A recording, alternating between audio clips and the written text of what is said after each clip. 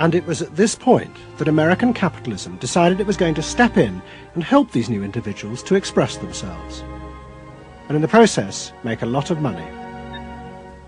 The first thing they were going to do was to find a way of getting inside their heads, to discover what these new beings wanted in order to be themselves.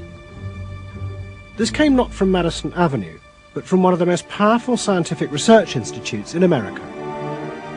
Stanford Research Institute in California worked for corporations and government. It had done much of the early work on computers, and was also working for the Department of Defense on what would become the Star Wars project. In 1978, a group of economists and psychologists at SRI decided to find a way to read, measure, and fulfill the desires of these new, unpredictable consumers. The idea was to create a rigorous tool for measuring a whole range of desires, wishes, values that prior to that time had been kind of overlooked. They say in business, what gets measured gets done. We were basically telling manufacturers, if you're really going to satisfy not just the basic needs, but individuated wants, whims, and desires of more highly developed human beings, you're going to have to segment, you're going to have to individuate. To do this, SRI turned for help to those who had begun the liberation of the self. In particular, one of the leaders of the human potential movement, a psychologist called Abraham Maslow. Through observing the work at places like Esalen, Maslow had invented a new system of psychological types. He called it the hierarchy of needs, and it described the different emotional stages that people went through as they liberated their feelings. At the top was self-actualization. This was the point at which individuals became completely self-directed and free of society. The team at SRI thought that Maslow's hierarchy might form the basis for a new way to categorize society, not by social class, but by different psychological desires and drives. To test this, they designed a huge questionnaire with hundreds of questions about how people saw themselves, their inner values. The questions were designed to see whether people fitted into Maslow's categories. We were trying to find out what people really felt like. So we asked these really penetrating questions, and we hired a company that administers surveys, to do them. They said they've never seen anything like it. Usually you have to send out a postcard 6 weeks and then another postcard, and then you got to call the people up, to get the return rates up. We had an 86% return, and they only sent out one postcard. People loved filling out this questionnaire. We got several questionnaires back with a note attached saying, do you have any other questionnaires I could fill out? Because we were asking people to think about things that they had never thought about before, and they liked thinking about them. Like what? Like what they felt inside? Yeah, like what they felt inside. What motivated them? What was their life about? What was important to them? It was sort of like, wow.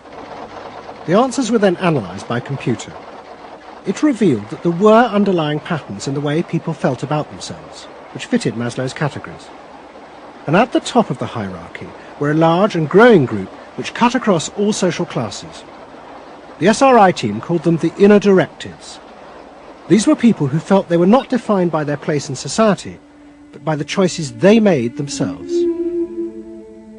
But what SRI discovered was that these people could be defined by the different patterns of behavior through which they chose to express themselves.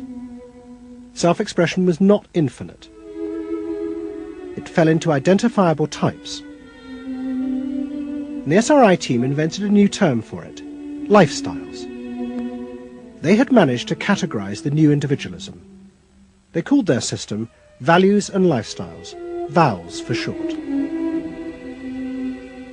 At the forefront of this change are three new VALS groups we call inner directed. These are people for whom personal satisfaction is more important than status or money. They tend to be self-expressive, complex, and individualistic.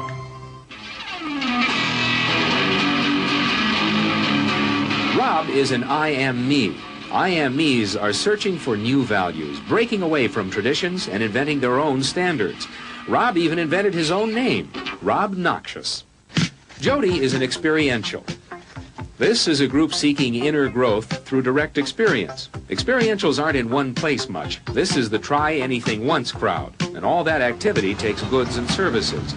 Their hobbies are hands-on, and their possessions are simple, but not always simply priced. I'm a bookseller. I sell books. I'm a businessman. That doesn't necessarily mean that I believe in capitalism. It just happens to be what I'm doing now. SRI created a simplified questionnaire with just 30 key questions. Anyone who answered them could be immediately fitted into a dozen or so of these new groups. It allowed businesses to identify which groups were buying their products, and from that, how the goods could be marketed, so they became powerful emblems of those groups' inner values and lifestyles. It was the beginning of lifestyle marketing.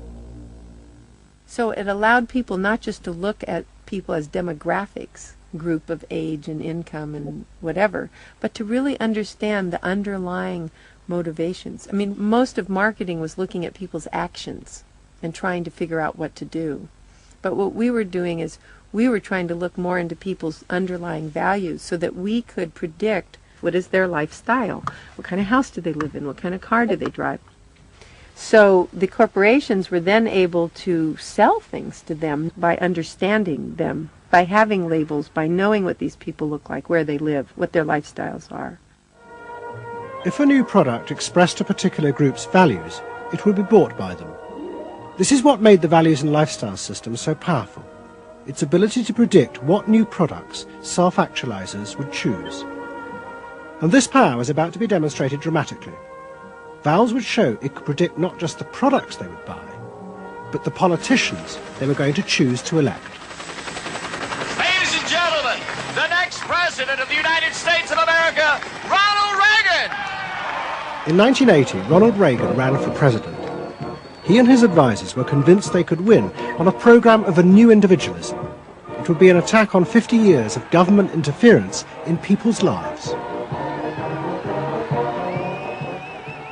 I wrote a speech about let the people make the basic decisions, get judges out of the way, get bureaucrats out of the way, get centralized government out of the way. I gave Reagan a choice of several titles for the speech, and the one he picked was let the people rule. Let the people regain rule, regain control over their own destiny away from a remote elite in Washington. I would like to think that the kind of leadership that I would exercise in Washington is not the kind of leadership that I would pretend that I can solve all the problems I've been discussing here, but that together you and I can. I would like to take the lead in taking government off the backs of the American people and turning you loose to do what I know you can do. It was radical. Moderate Republicans thought it was suicide. Jimmy Carter called it ridiculous. The press was extremely negative. But the odd thing is that it polled very well in New Hampshire, which was the first primary state, the state that we had to win. What was odd was that there seemed to be a strange mosaic of support for Reagan's policies. The traditional pollsters could see no coherent pattern across class, age, or gender. But those who had designed the values and lifestyle system believed that they knew why. They were testing their system in both America and Britain. And they were convinced that both Reagan's and Mrs. Thatcher's message about individual freedom would appeal to the group at the top of their hierarchy, the inner directeds, because it fitted with the way they saw themselves.